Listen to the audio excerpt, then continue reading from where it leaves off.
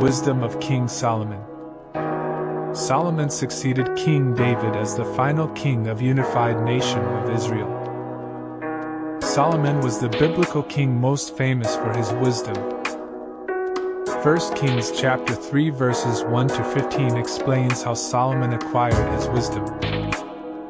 And Solomon made affinity with Pharaoh king of Egypt, and took Pharaoh's daughter, and brought her into the city of David, until he had made an end of building his own house, and the house of the Lord, and the wall of Jerusalem round about. Only the people sacrificed in high places, because there was no house built unto the name of the Lord, until those days.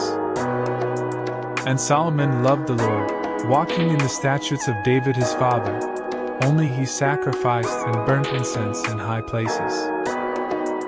And the king went to Gibeon to sacrifice there, for that was the great high place. 1,000 burnt offerings did Solomon offer upon that altar.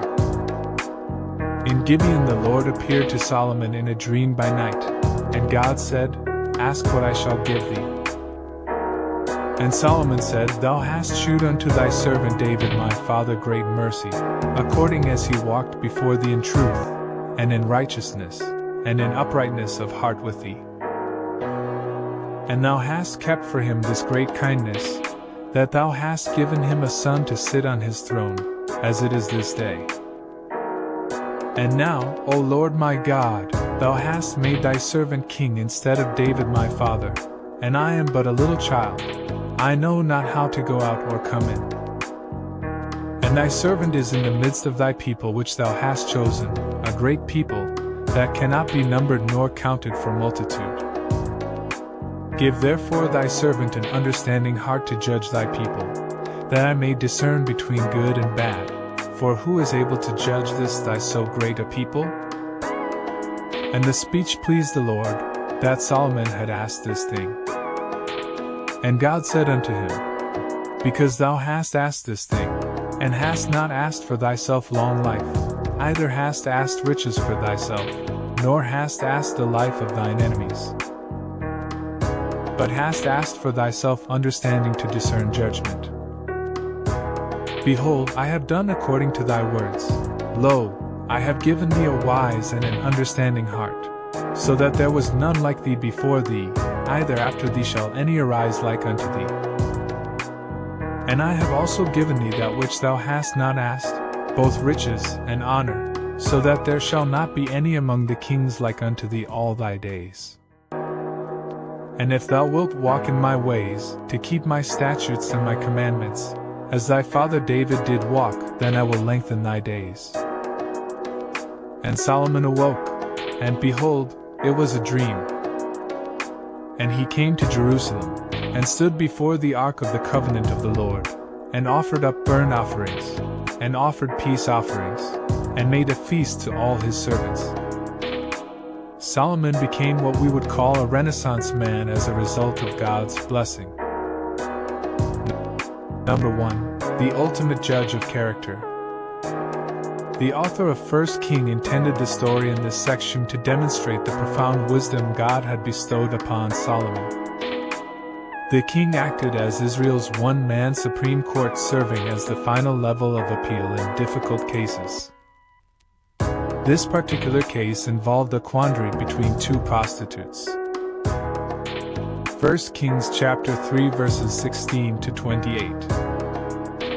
Then came there two women, that were harlots, unto the king, and stood before him. And the one woman said, O my lord, I and this woman dwell in one house, and I was delivered of a child with her in the house. And it came to pass the third day after that I was delivered, that this woman was delivered also, and we were together. There was no stranger with us in the house, save we two in the house. And this woman's child died in the night, because she overlaid it.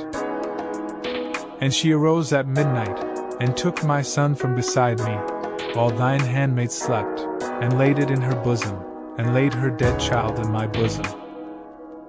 And when I rose in the morning to give my child suck, behold, it was dead. But when I had considered it in the morning, behold, it was not my son. which I did bear. And the other woman said, Nay, but the living is my son, and the dead is thy son. And this said, No, but the dead is thy son, and the living is my son. Thus they spake before the king. Then said the king, the one saith, This is my son that liveth, and thy son is the dead. And the other saith, Nay, but thy son is the dead, and my son is the living. And the king said, Bring me a sword. And they brought a sword before the king. And the king said, Divide the living child in two, and give half to the one, and half to the other. Then spake the woman whose the living child was unto the king, for her bowels yearned upon her son. And she said, O my lord, give her the living child, and in no wise slay it.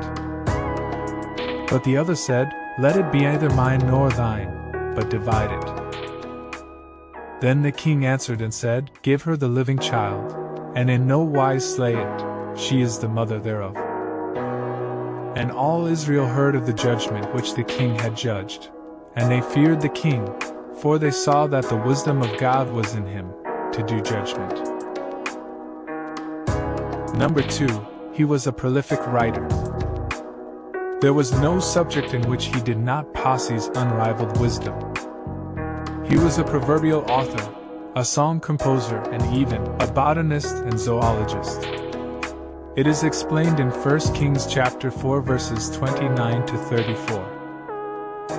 And God gave Solomon wisdom and understanding exceeding much, and largeness of heart, even as the sand that is on the seashore.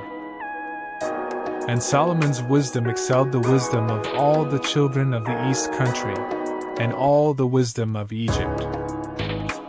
For he was wiser than all men, than Ethan the Ezrahite, and Heman, and Calcol, and Darda, the sons of Mahol, and his fame was in all nations round about. And he spake 3,000 proverbs, and his songs were 1,005. And he spake of trees, from the cedar tree that is in Lebanon even unto the hyssop that springeth out of the wall. He spake also of beasts, and of fowl, and of creeping things, and of fishes. And there came of all people to hear the wisdom of Solomon, from all kings of the earth, which had heard of his wisdom. Number 3, his great reputation. The fame of Solomon had spread quickly. The surrounding nations came to know and respect Israel's king. The story of the Queen of Sheba exemplifies this point. It also demonstrates that God was blessing the world's people through his people just as he had promised Abraham. The visit of Queen of Sheba is explained in 1 Kings chapter 10 verses 1 to 13. And when the Queen of Sheba heard of the fame of Solomon concerning the name of the Lord, she came to prove him with hard questions. And she came to Jerusalem with a very great train, with camels that bear spices, and very much gold, and precious stones. And when she was come to Solomon, she communed with him of all that was in her heart. And Solomon told her all her questions. There was not anything hid from the king, which he told her not. And when the Queen of Sheba had seen all Solomon's wisdom, and the house that he had built, and the meat of his table, and the sitting of his servants, and the attendance of his ministers, and their apparel, and his cupbearers, and his ascent by which he went up unto the house of the Lord, there was no more spirit in her. And she said to the king, It was a true report that I heard in mine own land of thy acts, and of thy wisdom.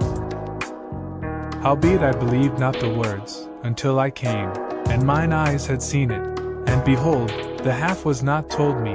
Thy wisdom and prosperity exceedeth the fame which I heard. Happy are thy men, happy are these thy servants, which stand continually before thee, and that hear thy wisdom.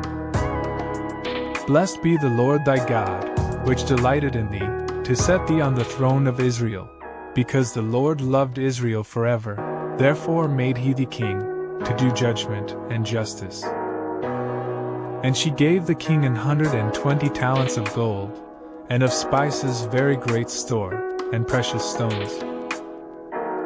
There came no more such abundance of spices as these which the queen of Sheba gave to King Solomon. And the navy also of Hiram, that brought gold from Ophir, brought in from Ophir great plenty of almond trees, and precious stones. And the king made of the almond trees pillars for the house of the Lord, and for the king's house, harps also and psalteries for singers. There came no such almond trees, nor were seen unto this day. And King Solomon gave unto the queen of Sheba all her desire, whatsoever she asked, beside that which Solomon gave her of his royal bounty. So she turned and went to her own country, she and her servants. Number 4, he built the great temple. The book of Kings chapter 6 contains a detailed description of the layout of the temple. And it came to pass in the 480th year after the children of Israel were come out of the land of Egypt, in the 4th year of Solomon's reign over Israel, in the month Ziv, which is the 2nd month, that he began to build the house of the Lord. And the house which King Solomon built for the Lord, the length thereof was 60 cubits, and the breadth thereof 20 cubits, and the height thereof 30 cubits. And the porch before the temple of the house, 20 cubits was the length thereof, according to the breadth of the house, and 10 cubits was the breadth thereof before the house. And for the house he made windows of narrow lights. And against the wall of the house he built chambers round about, against the walls of the house round about, both of the temple and of the oracle, and he made chambers round about. The nethermost chamber was 5 cubits broad, and the middle was 6 cubits broad, and the third was 7 cubits broad. For without in the wall of the house he made narrowed rests round about, that the beams should not be fastened in the walls of the house. And the house, when it was in building, was built of stone made ready before it was brought thither, so that there was neither hammer nor axe nor any tool of iron heard in the house, while it was in building. The door for the middle chamber was in the right side of the house, and they went up with winding stairs into the middle chamber, and out of the middle into the third. So he built the house, and finished it, and covered the house with beams and boards of cedar. And then he built chambers against all the house, 5 cubits high, and they rested on the house with timber of cedar. And the word of the Lord came to Solomon, saying, Concerning this house which thou art in building, if thou wilt walk in my statutes, and execute my judgments, and keep all my commandments to walk in them, then will I perform my word with thee, which I spake unto David thy father. And I will dwell among the children of Israel, and will not forsake my people Israel. So Solomon built the house, and finished it. And he built the walls of the house within with boards of cedar, both the floor of the house, and the walls of the ceiling. And he covered them on the inside with wood, and covered the floor of the house with planks of fir. And he built 20 cubits on the sides of the house, both the floor and the walls with boards of cedar. He even built them for it within, even for the oracle, even for the most holy place. And the house, that is, the temple before it, was 40 cubits long. And the cedar of the house within was carved with knops and open flowers. All was cedar. There was no stone seen. And the oracle he prepared in the house within, to set there the ark of the covenant of the Lord. And the oracle in the forepart was 20 cubits in length, and 20 cubits in breadth, and 20 cubits in the height thereof, and he overlaid it with pure gold. And so covered the altar which was of cedar.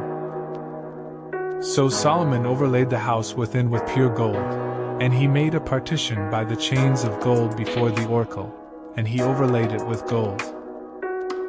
And the whole house he overlaid with gold, until he had finished all the house, also the whole altar that was by the oracle he overlaid with gold. And within the oracle he made 2 cherubims of olive tree, each 10 cubits high. And 5 cubits was the one wing of the cherub, and 5 cubits the other wing of the cherub. From the uttermost part of the one wing unto the uttermost part of the other were 10 cubits.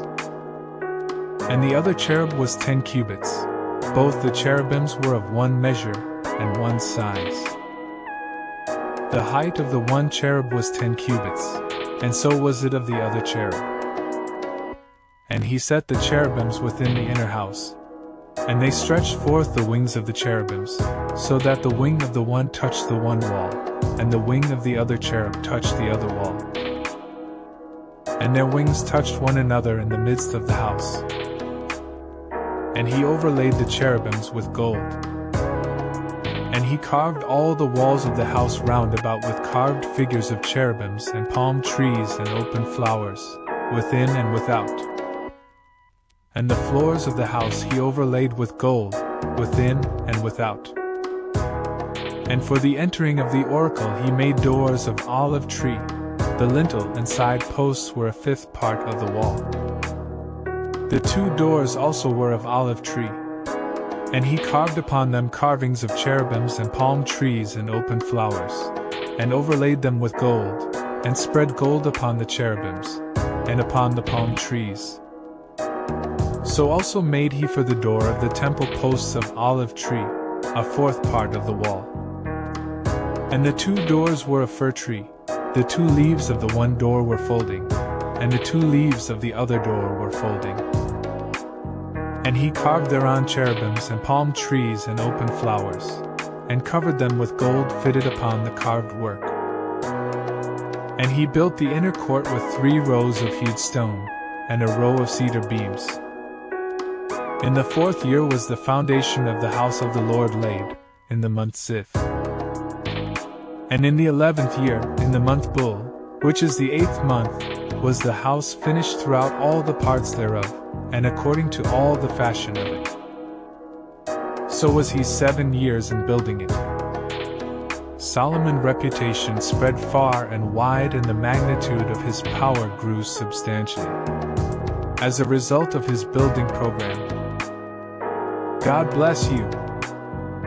Thanks for watching. By EBP Gospel TV. Subscribe for more videos.